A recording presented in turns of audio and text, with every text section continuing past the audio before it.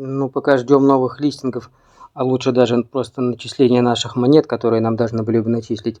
Вот тот новый бизнес, о котором они говорили, это все-таки вот это, видимо, музыка.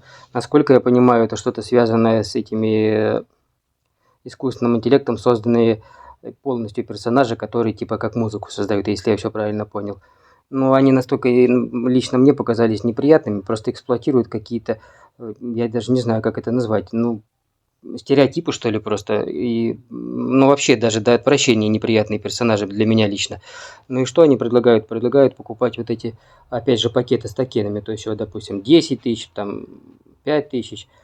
Самый дешевый, в общем, $150 пакет, и в нем сколько? В нем всего 2000 вот этих токенов будет. А самый дорогой пакет, это он за 50 тысяч, в нем очень много токенов. Какая-то дьявольская цифра. Ну, в общем, что-то такое. Ну, я не знаю, я вроде мимо здесь.